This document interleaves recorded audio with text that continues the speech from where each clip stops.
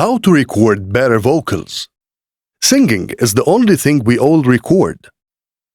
And it's the only thing that all listeners will hear. So it requires our best work.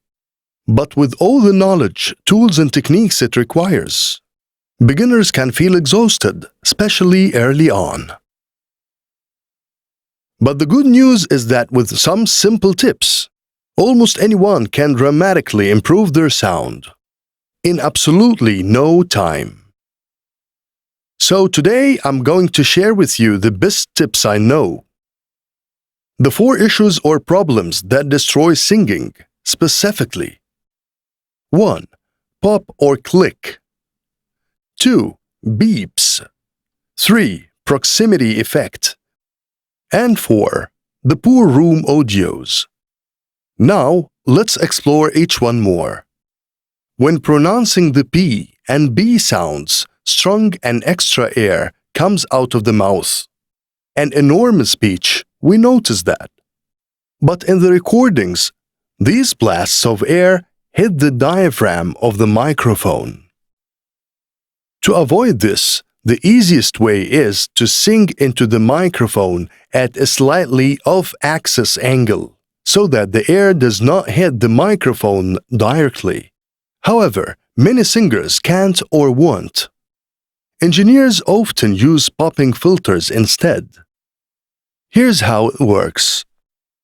This is done by creating a barrier between the singer and the microphone. It works with the pop filter like a net to catch the air blasts of popping, or with letting other sounds pass freely.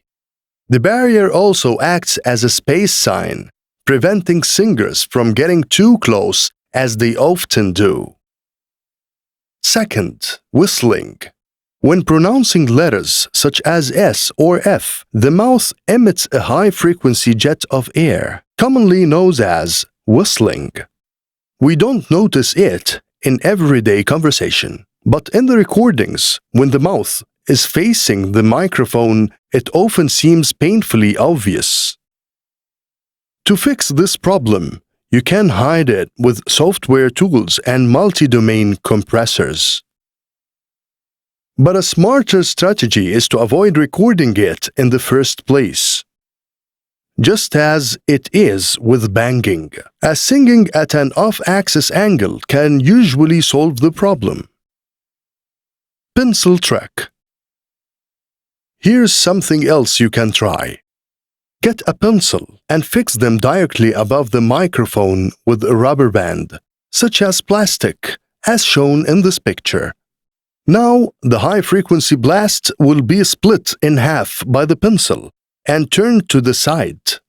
So, the problem is solved. As for the design of the cardioid mics, the standard polar pattern is used in singing.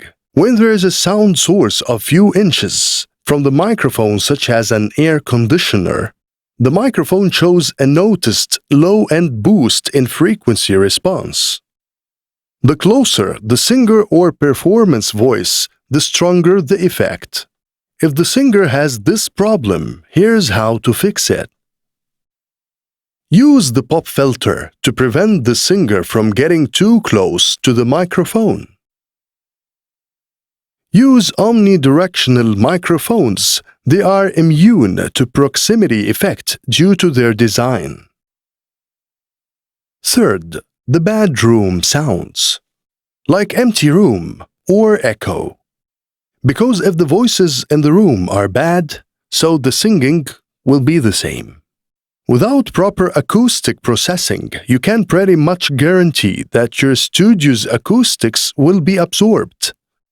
If you don't have the money or the space to do it the traditional way, as a home studio engineer, you can do everything right to prepare your singer for success. However, the end product is still mostly in their hands. Other than their actual ability to sing, the other huge factor that determines the outcome is their microphone technique. Singers with little experience behind the microphone make tense and turbulent head movements randomly, which can spoil the recording of great performance. On the other hand, skilled singers make deliberate and purposeful head movements that greatly improve the general sound. For example, here are 4 common methods they use. Size control with distance. By getting close to the microphone, the softer they become, and farther, the higher their voices will be. They balance their own volume fluctuation, which greatly reduces the amount of pressure required later on. Avoid popping and whistling. By adjusting the angle and distance from the microphone, they can virtually eliminate any popping or whistling effects. And they can do this without using a pop filters, meaning the plugins. Breathing sounds control by turning their heads to the side with each breath. That is, when withdrawing the breath, they avoid embarrassing breathing sounds that must be adjusted later. And really good people know when to deliberately breathe into the microphone to make an impact. Now we will talk about how to help your singers acquire these skills if they do not already have them.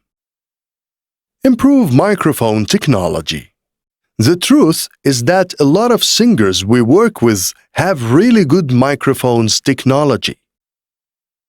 But instead of trying to fix everything by editing on your podcast, why don't you give them some pointers to help them fix it themselves?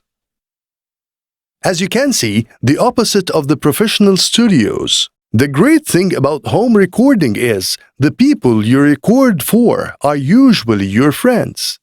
And in general, you all have the time to fix things. So after you explain the 4 techniques I showed you, let them practice. Assuming they are good musicians, they will find out this eventually. But what do I do if they are not good singers? Giving training to the inexperienced singers.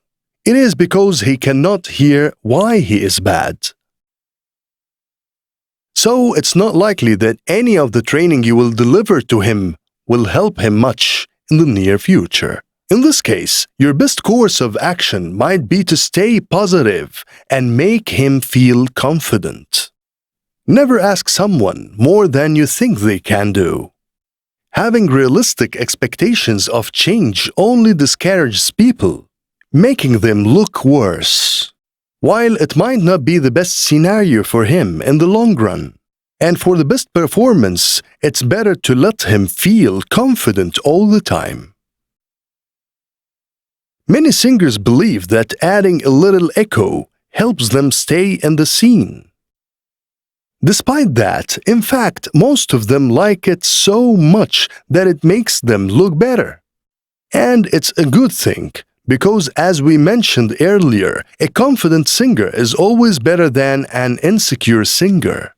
As for the negative side, by adding echo or any other effect for that matter, singers can be tricked into believing that their performance is stronger than it really is.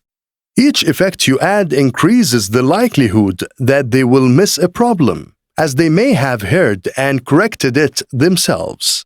Therefore, good singers who have the ability to hear these problems and adapt accordingly may be better off having little effects during the track.